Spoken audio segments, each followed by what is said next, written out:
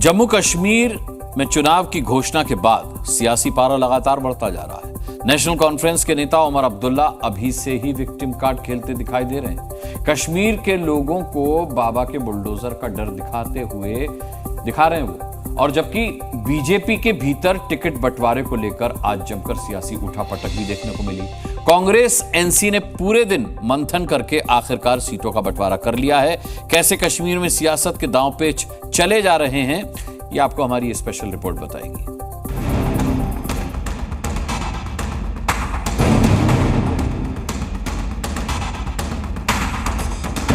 आपको बुलडोजर से डर लगता है, लेकिन ये निर्दोष के लिए नहीं है, उन्हीं अपराधियों के लिए है जो प्रदेश के नौजवानों के भविष्य के साथ खिलवाड़ करते हैं।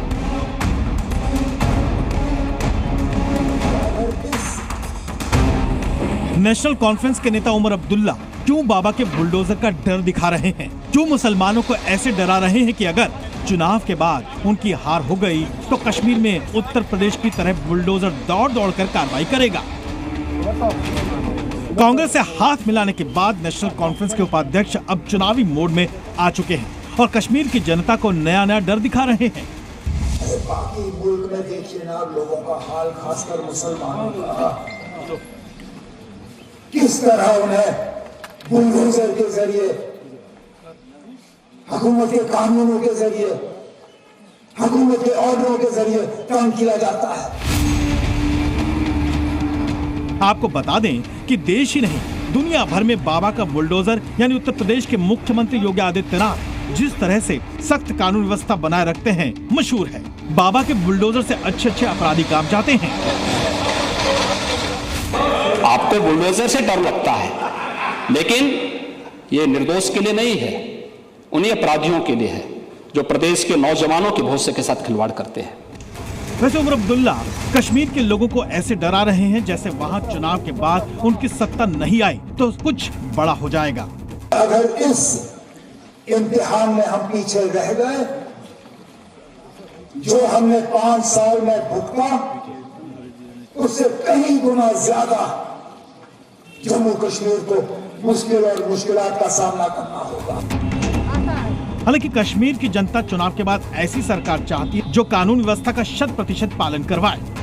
सरकार किसी की भी बने, कोई भी मुख्यमंत्री बने, लेकिन हमारे लिए तो बेहतर है कि इलेक्शन का जहाँ पर स्टार्ट प्रोसेस हुआ है ये अच्छी बात है। तनाज़ा ये भी है कि कौन सी पार्टी किसकी है कुछ समझ नहीं आता और अलायंस वहाँ से कांग्रेस और नेशनल कॉन्फ्रेंस का दिख रहा है। तो उम्मीद करते हैं कि जो कैंडिडेट बीजेपी ने उतारे हैं अगर वो जीता है कोई तो वो भी जम्मू कश्मीर के लोगों की आवाज़ बने। कुछ लोग ऐसे भी हैं हमारे जम्मू कश्मीर में जो अभी भी किसी भी पॉलिटिकल पार्टी को सपोर्ट नहीं करते हैं क्योंकि लोगों को लगता है उनके जो इमोशंस है, सेंटिमेंट्स है, उनका मजाक किया जाता है।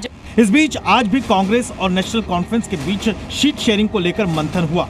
2.5 घंटे तक करीबन यहाँ बैठक होती रही और हालांकि बैठक होने के बाद भी जो है कोई फैसला नहीं हो पाया है। दरअसल पेच जो अड़ा है वो सीट शेयरिंग को लेकर है। जबकि कश्मीर में बीजेपी दफ्तर में दिन भर हंगामेदार माहौल बना रहा। हंगामे की वजह चुनाव के लिए उम्मीदवारों की पहली लिस्ट थी।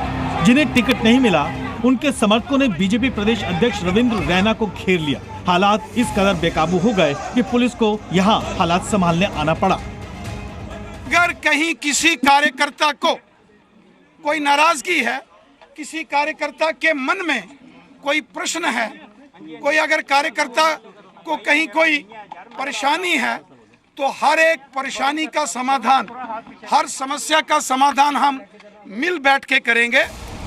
बीजेपी कार्यकर्ताओं ने अल्टीमेटम देते हुए कहा कि श्यामलाल शर्मा का नाम वापस नहीं लिया जाता तो जम्मू नॉर्थ के सभी भाजपा कार्यकर्ता इस्तीफा देंगे। मजबूरी में बीजेपी ने 44 उम्मीदवारों की लिस्ट वापस ले ली और फिर 15 उम्मीदवारों की संशोधित लिस्ट जारी कर दी, जिसमें शगुन परिहार का नाम सबसे ज्यादा चर्चा में आया। पूर्ण विश्वास है मेरे किश्तवाड़ के लोग इस किश्तवाड़ की बेटी को खुले दिल से अपनाएंगे और ये इलेक्शन शगुन परिहार का नहीं, केवल अजीत परिहार, अनिल परिहार के परिवार का नहीं, ये इलेक्शन उन तमाम शहीदों के परिवार का है जिन्होंने देश की एकता, अखंडता के लिए अपना बलिदान दिया। इस बीच जम्मू कश्मीर के लेफ्टिनेंट गवर्नर और गृह मंत्री अमित शाह के बीच आज फिर बैठक हुई है। साफ है कश्मीर की फिजा में सियासी पारा चढ़ना शुरू हो गया है। रजत बोरा के साथ ब्यूरो रिपोर्ट, ज़ी मीडिया। देखिए, आपको बता दूं कि कांग्रेस और नेशनल कॉन्फ्रेंस के बीच कई दौर की मुलाकातों के बाद आखिरकार सीटों का बंटवारा हो गया है। आपको बता दें कि कांग्रेस 32 सीटों पर चुनाव लड़ेगी और नेशनल कॉन्फ्रेंस 51 सीटों पर चुनाव लड़ेगी, जबकि 5 सीटों पर फ्रेंडली फाइट भी होगी। सीपीआईएम 1 सीट पर चुनाव लड़ेगी और पैंथर्स पार्टी भी 1 सीट पर चुनाव लड़ेगी। चलिए आगे बढ़ते हैं।